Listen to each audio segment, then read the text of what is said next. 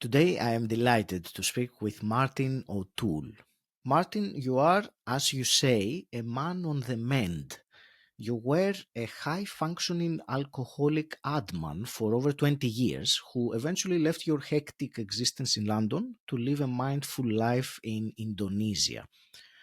You have been talked out of a suicide attempt by your dog, and this rock bottom moment launched a phenomenal journey of self healing and personal transformation, during which you discovered the alchemy of everlasting happiness, what you call the anatomy of happy. You recently published your first book, How to Die Happy, where you offer curated wisdom, stories, and utilities for the art of living. Martin, welcome to Personal Development Mastery. I'm delighted to speak with you today. Likewise. Hey, Aggie, how are you? And thanks for having me.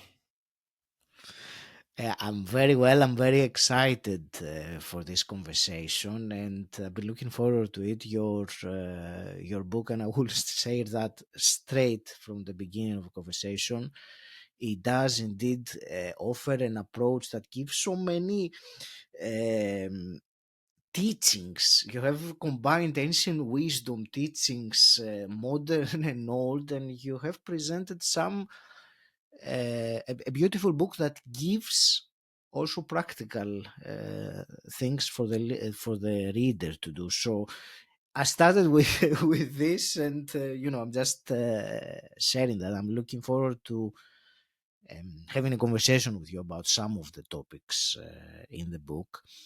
That's very kind of you Um, to say. Did you enjoy the book then? I take it.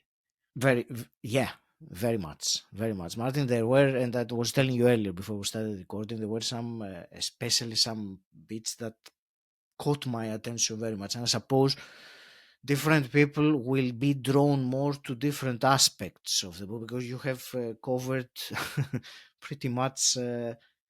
I think it's a guide to follow. But let's not before we go into the book because it's easy now to get into that. I really Uh-huh. want. Um, and I always do that on my podcast. I start with some kind of background, some story, some element of my guests, journey that really defined them into the person that they are today. And I think for me, and when I was reading it in your book, that story where you were about to commit suicide, and it was your dog, your beagle, that saved you. I found that a very powerful story, and I would like, without going into details of it, just to hear the Martin on the two sides of it in the most concise version you can, because I think that would give a good understanding of who you are and somehow how you came here. Sorry, I'm Sure. asking Yeah. you Well, probably I'll just. quite a lot, but No, no, no. It's fine. yeah. It's. I'll squash it into a couple of minutes. Yeah. Well, I my mum was an alcoholic. That's the first thing to say, and she was an alcoholic my whole life, and so I had a very traumatic childhood. Um, and I didn't realize, but I was a victim of abuse and ultimately of PTSD.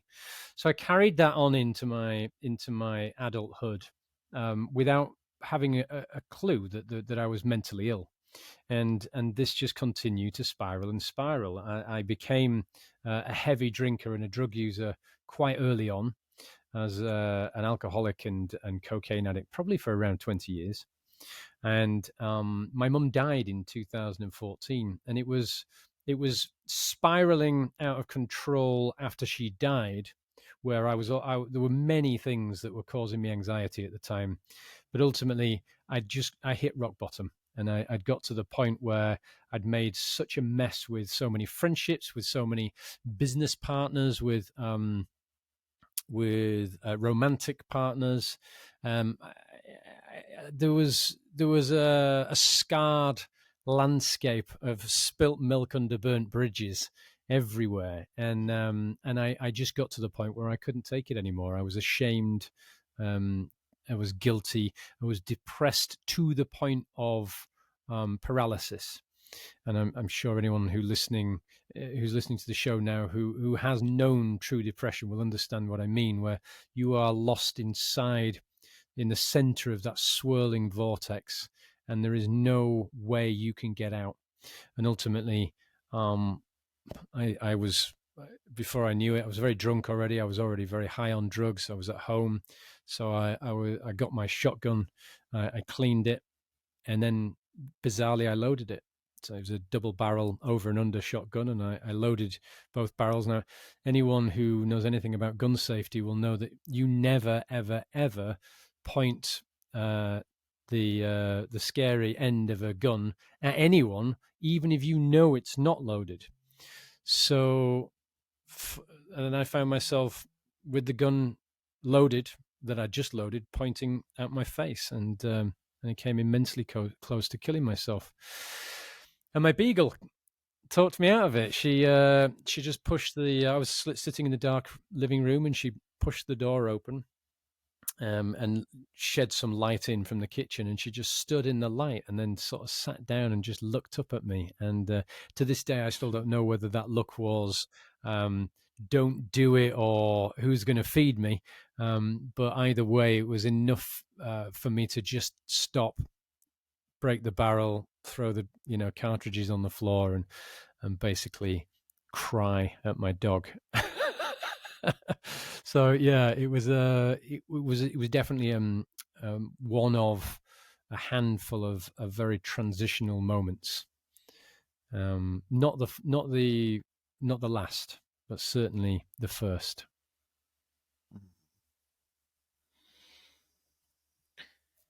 You have described that. I remember you described it in that what happened in your book, like you were given a second chance. I think, or I think you also used the term metamorphosis of some kind, and A messy uh, metamorphosis. Me- I think it has to be, doesn't it? I mean, metamorphosis can't be smooth. You have to dissolve who you are at the previous stage, or the caterpillar anyway. But I think it is a very good metaphor, and Mm-hmm. that's why we use it. Something has to dissolve or to die, actually. And you have a quote in your book by Eckhart Tolle, which reminded me of something I had read many years ago when I went to Mount Athos, the holy mountain in Greece. And there was a big sign on the wall, Mm-hmm. and it said, if you die before you die, then you won't die when you die. And I was so impressed. I Absolutely. was mesmerized by that quote. I took a photograph of it and I was trying to contemplate. And I mean, I was in my late 20s at that time. I was not in a personal development journey, but I was contemplating, what would that quote mean. And now, actually, because I think it's appropriate for you to ask you, how does that mean to you? What does that phrase, die before you die, so that you won't die when you die? Because you have really, well, much knowledge and personal experience of that. Yeah, it's a great question, and it's obviously a great prose. I use, as you've identified, I use something similar by Eckhart Tolle in the book, and indeed I talk at length about what I refer to as the gift of life within a life, and Mm, this plays to your question. Ultimately, we can, if we are not careful, spend our entire life not living. Or perhaps it might be more appropriate to say not being. We are born into a system of materialism, of consumerism, of control, where various authorities and organizations and corporations are very keen for us to do certain things, essentially so that they have control, so that they make more money out of us, whatever those drivers are. Um, we live often in the illusion of freedom, where actually, if you have kind of a series of events like happened to me, then suddenly you're able to step back from it all and start to see the illusion of life. I'm not saying we all live like this, of course. I'm just saying it's a possibility for so many of us. Ultimately, it's what I call life on the hamster wheel. It's what the movie The Matrix really talks about. There's a chapter in the book called "Was the Matrix a Documentary?" Essentially, making these observations that if we're not careful, very early on, we're encouraged to get ourselves in significant financial debt, go to school, learn a lot of things we're never going to use, but we do also learn how to do as we're told, get onto the hamster wheel, into some sort of a career that for many of us, sadly, is immensely unfulfilling. And we give ourselves 2, maybe 3 weeks holiday a year, which is absolutely insane if you think about how hard we work. And then we wait until we're 65 until we can actually start living. So this really gets to the whole premise, and that is that is not a life. Now, I'm sure some people would say, "Well, it is." Okay, yes, it's a degree of living, of course it is, but it's not what it could be. It's not all that it can be. And I know that from personal experience, and just from the simple fact that since I unplugged myself from the matrix and I left London and moved to Bali, I'm actually surrounded by like-minded individuals who have decided, no, that's not the life I want actually. So, and there are obviously lots of different ways to do it. So it's the idea that if you can actually see past the illusion of what life is positioned as, and genuinely then learn these incredible skills of acceptance, awareness, presence, gratitude, um, the alchemy of mindfulness, if you like, then you're living in a different way. And when it comes to actually dying, and this is obviously part and parcel of the book's concept, the idea is if you have lived in such a way, then you are most certain to die with few to no regrets. And that's the précis to the book, really, is talking about research, albeit some anecdotal and some scientific, that talks about deathbed regrets. And when you look at these regrets, it's actually quite heartbreaking. It's people saying, I wish I'd taken better care of my body. I wish I'd said I love you more. I wish I'd spent less time at work and more time with family. I wish I'd had the courage to express my true self. I wish I'd known that happiness was a choice much sooner. That one breaks my heart every time I say it. So these are the things that people are saying when it's too late for them to have that life that they could have had. So the whole premise of the book is to essentially say we in the West have a bit of a bizarre relationship with death, with permanence. We put it off, we deny it, and in doing so, we are also denying the magic of true living, or living well, as I like to say.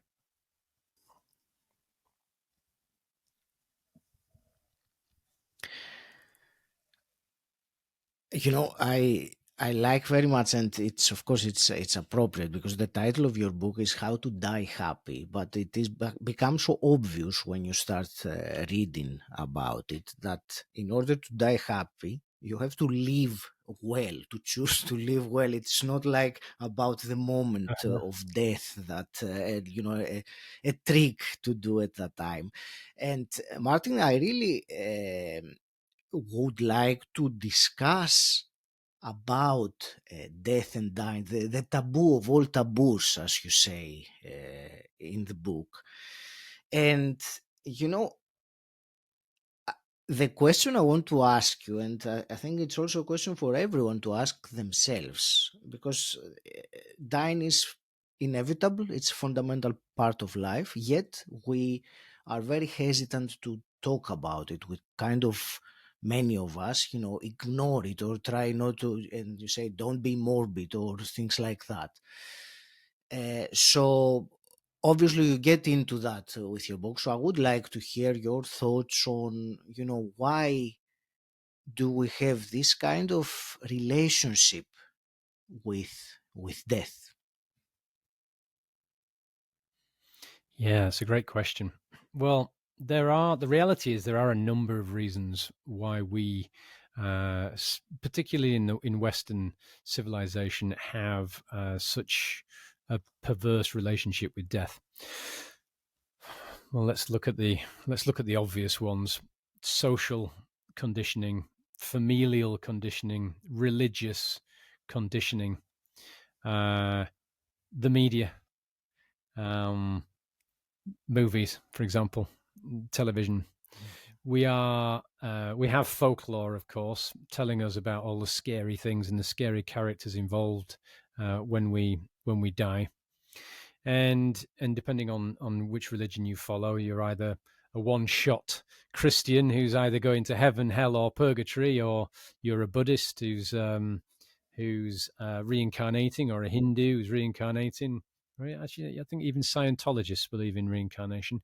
So there are those obvious factors, and obviously, if this stuff is taught to us from a young age, then unfortunately, it's ingrained in our psyche. I would say fear plays an absolutely Hmm. huge role in all of it for everyone, for many reasons, of course. Um, we have, as you know, we have a limbic brain system, and inside that is the amygdala, which which releases hormones to trigger us into fight, flight, or freeze response as and when required. And essentially, change is one of the core drivers to that Hmm. response. We physically fear change in all its shapes and forms. In fact, there is a condition. The condition of the fear of change is known as metathesiophobia, which, as you'll know, comes from the Greek change and fear, right? Two words and a word in the middle. So, for some of us, metathesiophobia is common garden, and then for others, it is crippling. Hence the phenomenon of fear paralysis. So for many of us, we can become anxious, we can become stressed, we can be sleepless, we can literally become gibbering messes. So if you think about the science behind that, it's quite fascinating actually to consider. One of the reasons why we put something like death so far, push it so far away, is because our brain, albeit the lizard brain, and our body tell us that every time we think about something like that, it literally makes us sick. So this is why the ego behaves in the way it behaves in certain situations. So, and that's fear. That's the fear response. So, but the reality is, yeah, we have a cognitive dissonance around death, and it's not something that's shared the world over, Aggie. That's the thing. I live over in Indonesia, and the Balinese Hindus embrace death, as do the Buddhists, of course. And I talk about the Buddhists, the Taoists, the Confucianists, and many other ancient philosophies in the book, because I'm very keen to resurrect, pardon the religious reference, but to resurrect these incredible teachings that are thousands of years old, which in reality are closer to modern day psychology than any religion that we would follow. And these all of these philosophies talk about the ever-present existence of death and our bizarre relationship to it, and try to essentially offer up some suggestions of what we can do. Now, as you said, death is inevitable. We all know without a shadow of a doubt that we're going to die. We all know that everyone we know is going to die. So then, it's actually quite bizarre if you think about it that we're still surprised when someone dies. In fact, the Mhm. expression "unexpected death" isn't that a strange expression? I don't Now that you understand. say it. There's no such thing as an unexpected death. Yeah, of course you might say, yeah, but she was 5 when she died, and of course such a thing is tragic, you know. Mhm. But still, it's not to be unexpected because we know throughout history that we can die in so many different ways at so many ages. Some are accidents, some are at the hands of someone else. Of course, some are at the hands of ourselves. And I don't mean to disrespect anyone grieving right now, incidentally, because of course it's quite a triggering conversation to have. But then at the same time, I do strongly invite people to ask themselves why they are triggered by such a thing, because this is why we have this societal problem. This is why we can't talk about death, because people immediately have an emotional response to it, attaching their own story. Oh, you can't talk about death. My mum died. Well, my mum died too. You know, it's an irrational response to a Mhm. conversation that Mhm. that I propose should be had at a very young age, en masse, in public, and it should be encouraged because what the whole point of this book, the premise is to say that if we do not embrace death, then by definition, we are also not embracing life. And we're not, and it Mhm. really comes down to the fact that everything in this universe, in this plane, if you like, is subject to the same universal law of impermanence. That is to say, change. In fact, Yeah. the one universal constant is inconstance. And until we can have grown up, untriggered, unemotional conversations about these things, we will struggle to evolve. That's Mhm. essentially my supposition, and of course, it's not just my supposition. I've learned this from Eastern philosophies and through life experience that ultimately, if I can reframe my relationship with the idea that everything is impermanent, then, as the Buddha said, attachment is the root of all suffering. If I can get my head around some way of living a life of non-attachment, not apathy, connection, not clinging, if that makes sense, then I'm in a significantly healthier place mentally and Mhm. spiritually. And I'm not surprised when someone dies. Now, of course, will I grieve? Of course, I'll grieve because we are emotional beings. We are, we're humans having a human experience, and we are still subject to the dense layer cake of ego and all of the emotions and conditionings the conditioning that goes with it. But that's no Mhm. excuse. We really do have significantly more sovereign control over our emotions than we are a led to believe, and b allow ourselves to believe. So that was a really long response to your question, but hopefully it just sort of probes into some of the areas of the book and what I'm trying to talk about to people now. Absolutely. And there was one thing when you were talking about unexpected death and how no death is unexpected in such a way. You reminded me what they used to say in ancient Greece and also I think in ancient Rome that we human beings are lit and extinguished like candles. So it is not up to us how long we're going to burn at some point, and no no one knows that. I mean, no matter I think what your beliefs are on these matters, it is I think fair to assume that no one knows exactly when and how they they're going to die. But so it shouldn't be Hmm. unexpected, and even more I think the more you ponder on it and contemplate on it, the more it makes you um, appreciate the life that you have before that inevitable I won't call it ending, I will call it that change, because it is a change to something, Transform. uh, transition, yes. Mhm. And you have, and I would like to also to discuss with this, there is something practical we can do. You have that exercise in the book where it is about the end of life regrets. And I think if you The could just five offer minutes. Yeah.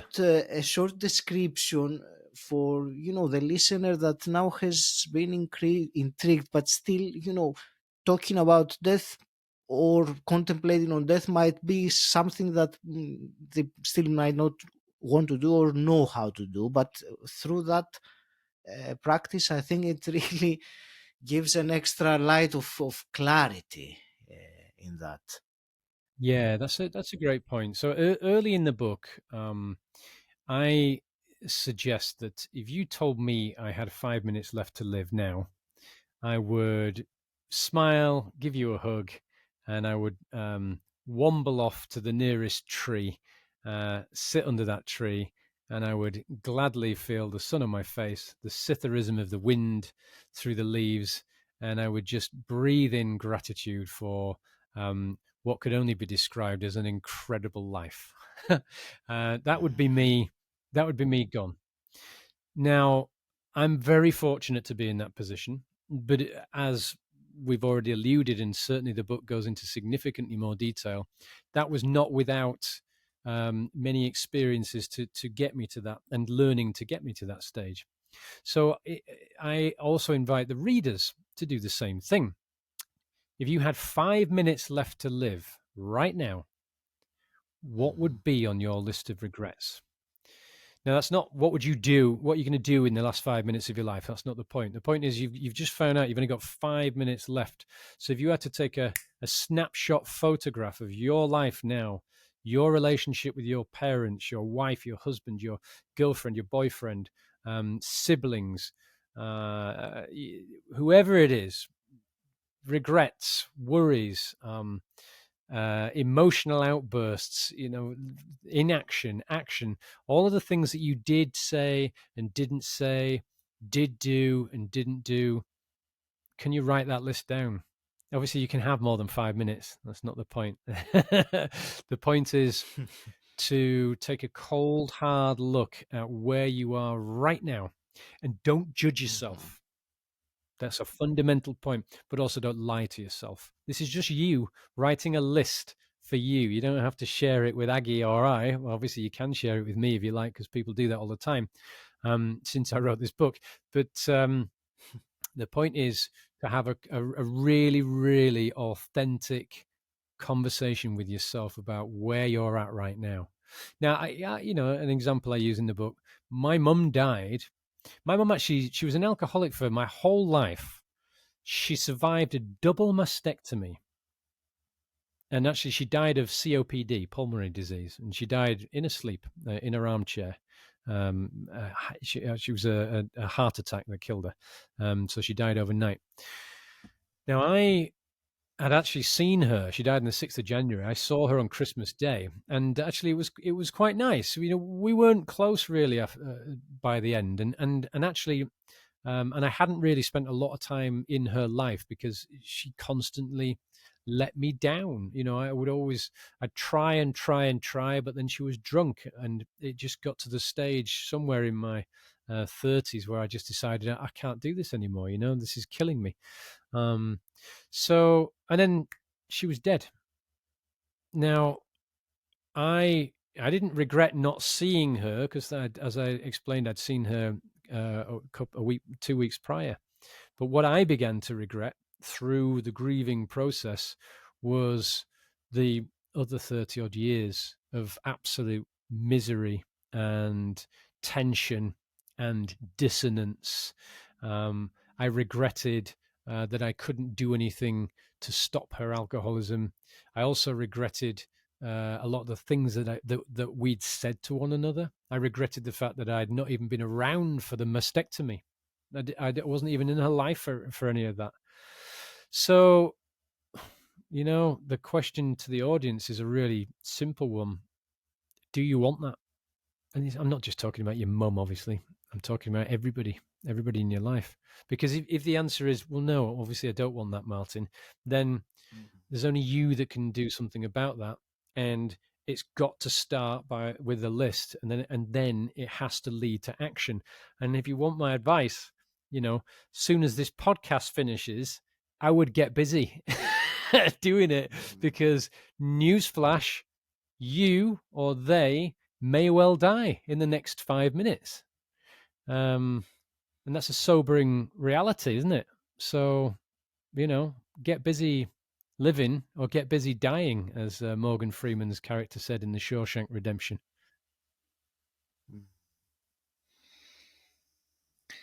That's a wonderful movie, by the way. And Oh, yeah. with doing that exercise, it requires you to look inwards, and you said, do it honestly, because it's only you, and it's no one else's list.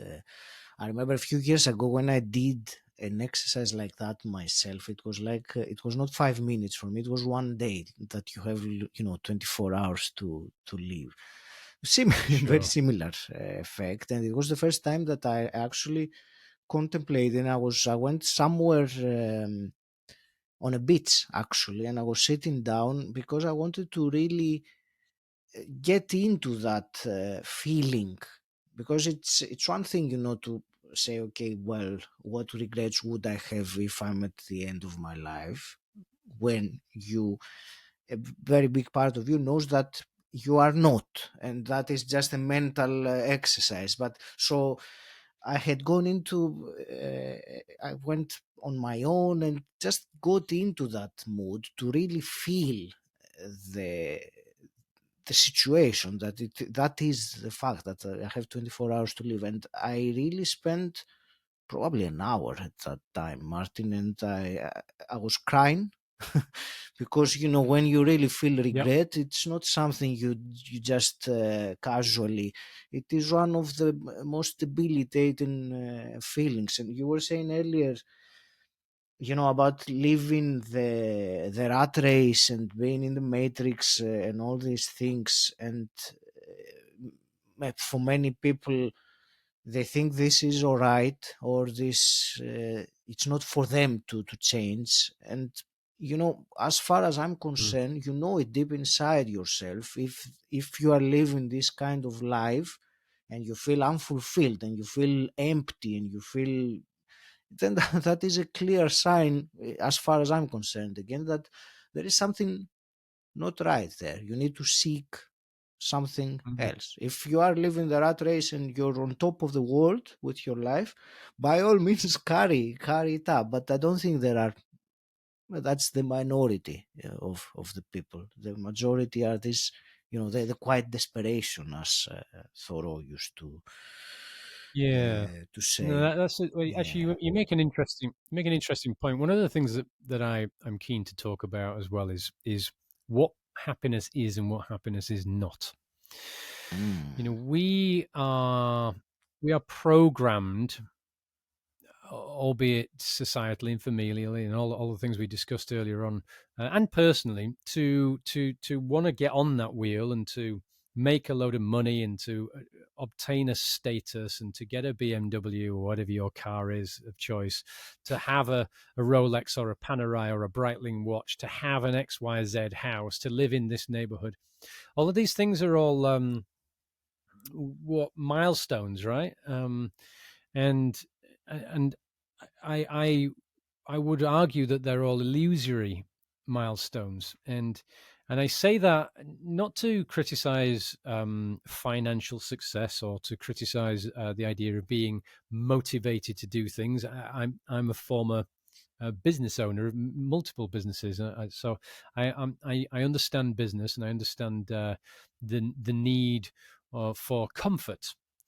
And of course, we Mhm. must earn money to obtain comfort. But I think fundamentally the point is that we have some funny ideas about what success is and about what happiness is. Mhm. Because if we're seeking happiness externally from form, from the watch, the car, the state, the job, the salary, other people as well, then we're in danger of clinging on to illusions.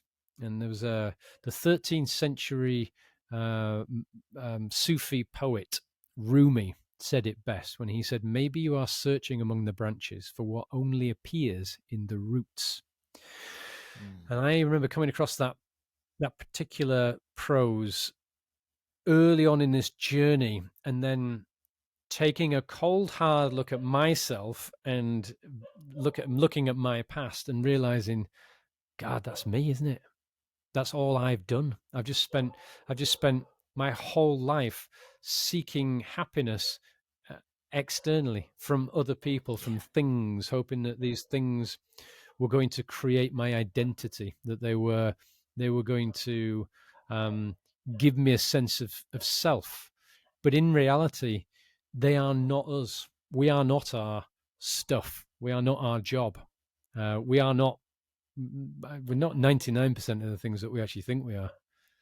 So it's something I'm usually quite keen to discuss on this level, and of course it's in the book as well, because some people do genuinely think they are happy on the face of it, and of course a little bit of defensiveness comes out, doesn't it? I'm happy. I don't need you to tell me how to be happy. I am happy. Okay, well, perhaps you are. Perhaps you fundamentally are. But let's talk about what happiness actually is, because I'm not talking about your job. I'm not talking about your bank balance, and I'm not talking about your house, your watch, your car, or how many holidays you have a year. That's not what happiness is to me. For me, neither. And I think for me, it's more connected to a deeper sense of fulfillment about one's life rather than, the temporary or the transient feelings of elation when you have something nice happening.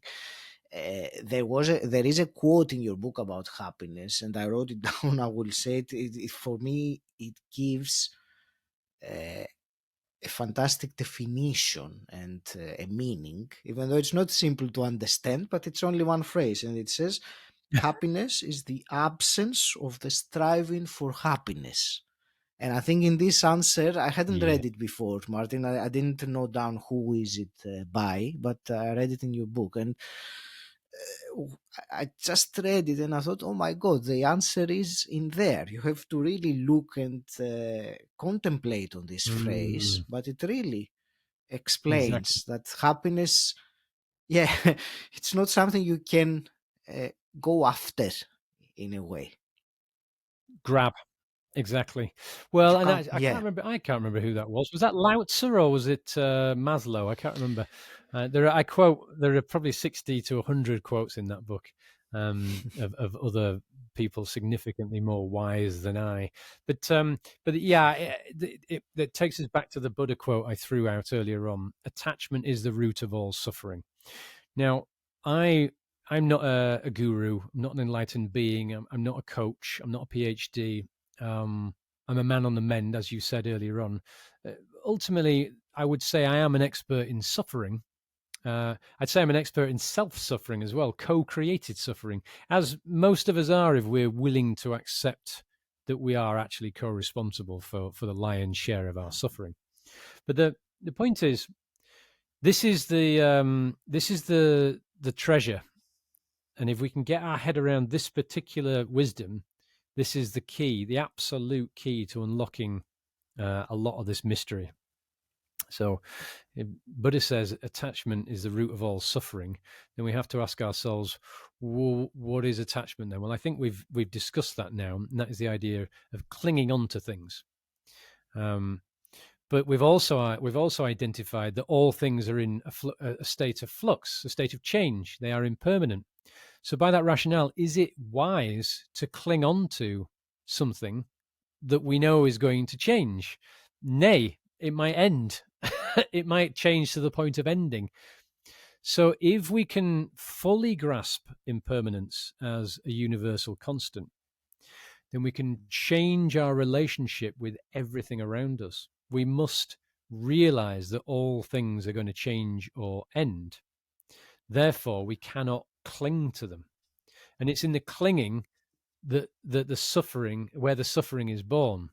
So we've to try to reframe everything we think we know about our relationship with everything in our world, and we've to stop clinging to them. We've got to we can connect, of course.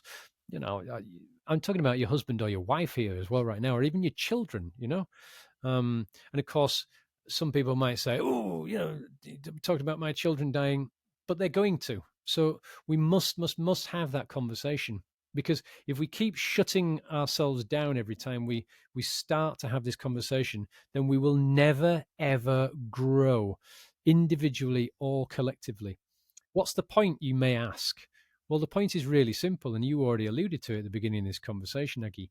If we can do all of that stuff that I just suggested, and I know it's not a 10-minute job, it's a task, there's a lot of work that has to go into this, then suddenly we become present.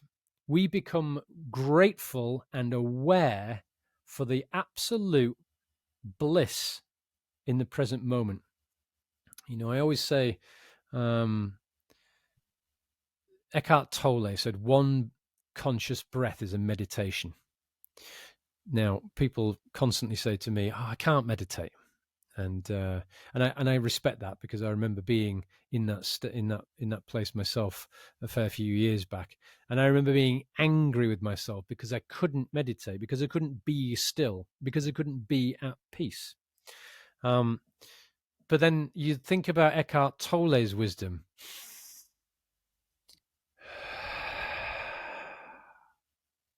What happened just then? Nothing. Absolutely nothing. I wasn't thinking about anything. You might have been thinking, what the hell's Martin doing? And maybe the audience was. But maybe some people actually caught the breath as well and went, oh yeah, that's nice. Let's do that. Let's have a conscious breath. So that right there is presence. Is what Eckhart Tolle refers to as the power Mhm. of now, and it's what mindfulness teachers for thousands of years have referred to as nowness. So if we can stop regretting the past, we can stop worrying about fractal futures that incidentally are likely not even to happen, then what have we got left? We've got now. So who am I right now? How do I feel right now? Actually, I feel great. I'm having a fantastic conversation with you, and I'm hoping that this is helpful for other people. And you know, I'm now living the rest of my life in service to others. So I want this sort of stuff to help people to reframe their perspective on life. But in this moment, I am in flow state. I am accepting. I am aware. I am present, and I'm grateful. Now, of course, when we start to think about all of those things, and then you play back your top 10 regrets, start to ask yourself, okay, hang on a minute, am I grateful for my parents? Yes, I am. Hang on a minute. In that list of regrets, I've written I would regret that I hadn't spoken to my dad for 12 months because we fell out over the most petty thing possible, for example. So these are the exercises that we should be doing to learn this wonderful thing of presence, of nowness, and then to apply it to our world around us. And that is living well. And that's ultimately the point. Now, if you manage to do all of that in a day, doesn't matter actually. Doesn't matter, because even if you did one of those things in a day, then that's one less regret. So, but if you did manage to fix a load of these things in a day, imagine how much progress you just made for you and for those close to you. And of course, there are many, many beautiful byproducts as a result of this work. It's like dropping a pebble in a pond. You know, the ripple effect carries on and on and on. So, anyway, I rambled on there. I apologize. I was on my soapbox about presence. No, not at all. Not at all, Martin. I was enjoying listening to it, and I was thinking also when you stopped for the breath and that moment of presence, and how important it is, and how it has the power to really break everything that was happening, and I mean mentally happening in your inner world, in your inner experience, just breaking it and giving it an opportunity to have Mm. something different, because you got unstuck of whatever was happening there. So it is key just to that moment, that stopping, that breathing, that presence. It can open up and a whole new world on the other side. And the more this is practiced and done, the more it becomes like a constant, Second nature. ideally, a state, a second nature. Indeed, it might be difficult in the beginning, and Yeah, you tidied it it with is. I like how you tidied it with the exercise of the regrets, because I think, and I see it in your book. I saw it in your book, and I also have it in the podcast. I want always to give some tool, some technique, something implementable to do, because it's not about the theory, it's not about the information. There is all the information is out there. There are, I don't know how many books are there, Martin. I don't know if you know the total number of all books have been written. There must be, Many. I don't know how many, yeah, how many hundreds of millions or whatever. So the knowledge is there. It's how to convert that into wisdom, into practice, into doing something with it, rather than have Yeah. it remain as knowledge in the head. Yeah, I'm glad you mentioned that because it's part of the point of my book and my the How to Die Happy podcast as well is to discuss curated wisdom, discuss personal stories that therefore you can apply that wisdom to. You can draw these correlations, but we must, and therefore often do, and the book is littered with them, offer practical utilities. I I think I've read. It's funny because I never read a self help book before all of this happened. I mean, I'm 47 years old now. I don't think I'd read a self help book before I was 40. No way. Wasn't interested in Okay. personal development because I thought I'd worked it all out. I thought I was brilliant, which is quite ridiculous when I now think back. But I say that with love and no judgment to Martin version 1.0. But I have read many self help books that do hit you up with a great deal of theory, but they're not relatable. It's quite hard to put it into practice, and there's certainly you think about where we all are on our journey. We're at different stages, different places, and no person is in the wrong place and no person is in the right place. There's no such thing. We're all just walking each other home. That's the point. So wherever you are on the journey is wherever you are, and that's the perfect place to be. But of course, it is very difficult if you're watching or listening to authors or podcasters or whatever thought leaders in the self-help space who talk about a lot of this stuff, and it might feel actually quite impossible to achieve, and then therefore a lot of people just think, well, actually I'm not going to bother because I don't know, I can't see a possibility from me getting from there to there. I don't see it. um, Mhm. and I think that's where the use of practical utilities is absolutely paramount. So there are plenty of those in the book as well. Absolutely. Thank you for reiterating the importance of it, and I will leave that as an exercise for the listener that contemplate on the regrets that one might have if their life was about to end. Um, Mm. Martin, I have, well, there are many, many more things that we could talk about for sure. There are, I have some questions that I will ask you in a moment, just some quick questions, shall we say, that I always ask to my guests. Before I do that, I would like to ask you to where would you direct a listener who wants to, find out more about you, the podcast, the book? What's the best place or places to go? Yeah, great question. Well, the book is called How to Die Happy. It looks like that. You can find it on Amazon, Barnes and Noble, Waterstones, many other online platforms. There is an ebook version, like a Kindle thing. There is an audio version, so you can buy it on all the audio platforms as well. And the audio version I narrated. My partner Jules has read all the meditations and the breathwork sessions in there. And actually, I recorded many sounds of the nature around Indonesia. We've travelled all over Indonesia, and I took a very Mm-hmm. expensive sound recorder, and I've recorded, the jungle, for example, or the rainforests of Batu Karu. So you can hear those sounds in the background if you choose to get the audiobook. I figured Bali had provided a seat of healing for me, so it was only right that I shared that with audio listeners of the book. I am on Instagram, which is Martin O'Toole. The podcast is How to Die Happy _podcast, or you can find the book at howtodiehappybook.com or the podcast, How to Die Happy podcast.com.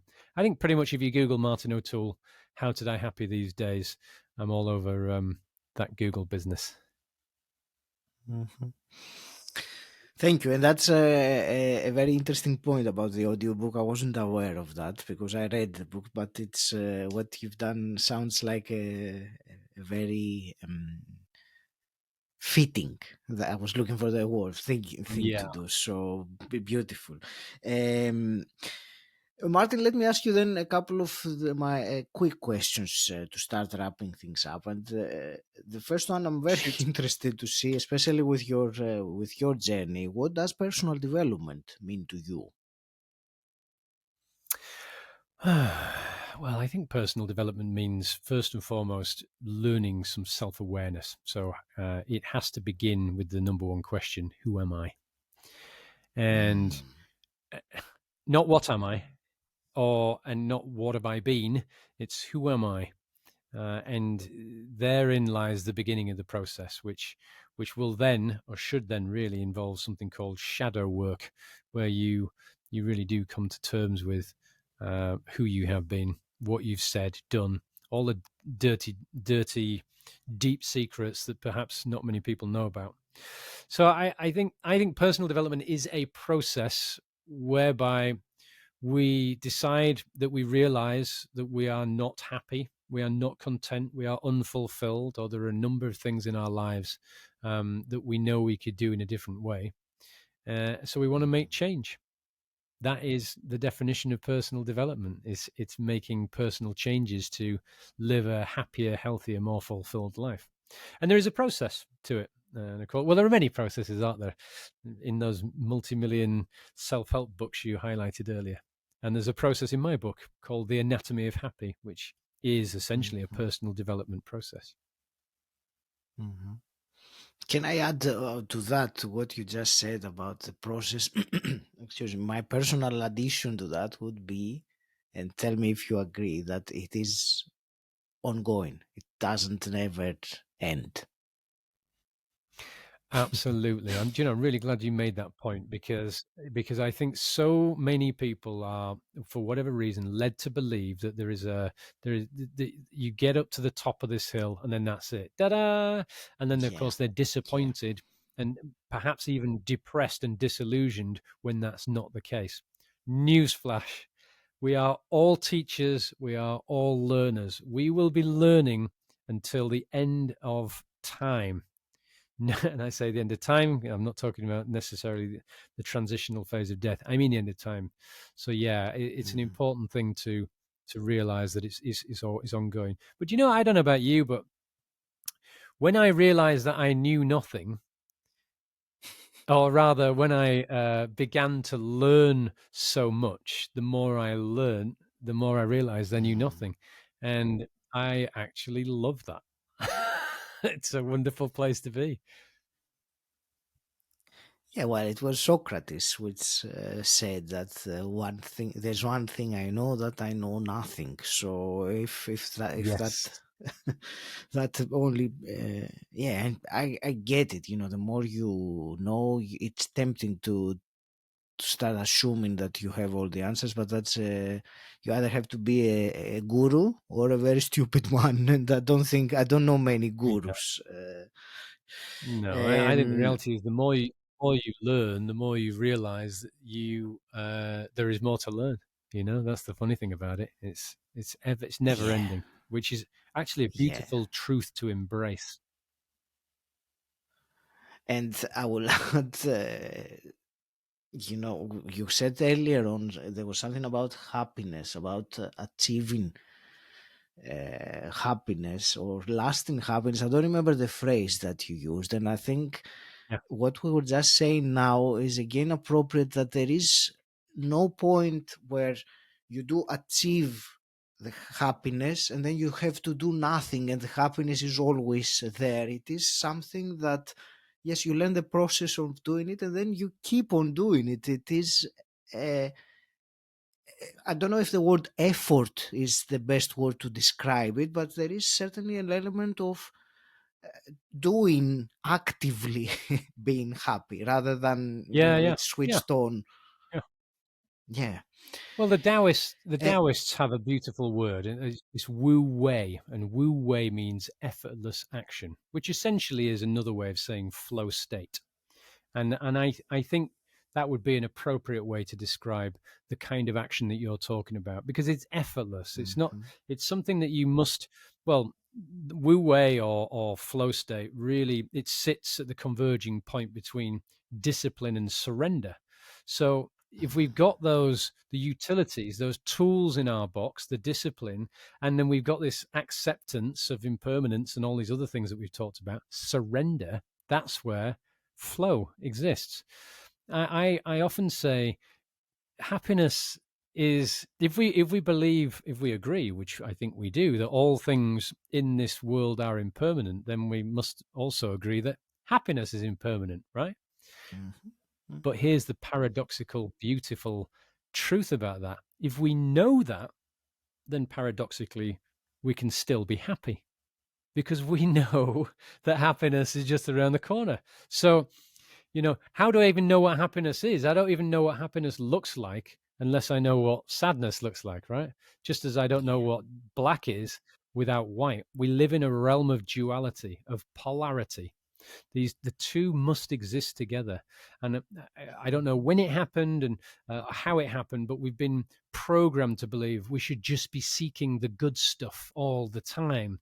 Well, newsflash: if we had the good stuff all the time, then we wouldn't know it was good stuff. There would be no distinction. So we have to have the ups and downs to appreciate the ups and downs, if that makes mhm. any sense whatsoever. And all of that is really where we can actually achieve ongoing happiness. And it's what I call the Mhm. Zen Ven: awareness, acceptance, gratitude, and presence. So once you've done all that foundational work to get up the hill, if you like, then every day we must be working with awareness, acceptance, gratitude, and presence in every moment. And that's how we can actually achieve a good degree of, shall we say, contentedness, shall we say, maybe stillness or peace, mindfulness, rather than happiness, which I think gets that word has a lot of pressure, doesn't it? It brings so much pressure with it. Yeah, absolutely. And Martin, let me ask you one last, hypothetical quick question. If you could go back in time and meet your 18-year-old self, what's one piece of advice you would give him? Learn to love. That's all I'd Thank tell you. him. Maybe I'd tell him to buy Thank you. Bitcoin as well, but buy Bitcoin, and I tell him when to sell it as well. Yeah, learn to love. There's a chapter in the book, Woulda, Coulda, Shoulda, talking about regrets. And of course, many people spend a lot of time saying, "Oh, if I could go back to that time and make a different choice, then I wouldn't be in this blah blah blah." I wouldn't want to upset the timeline that got me to this place now.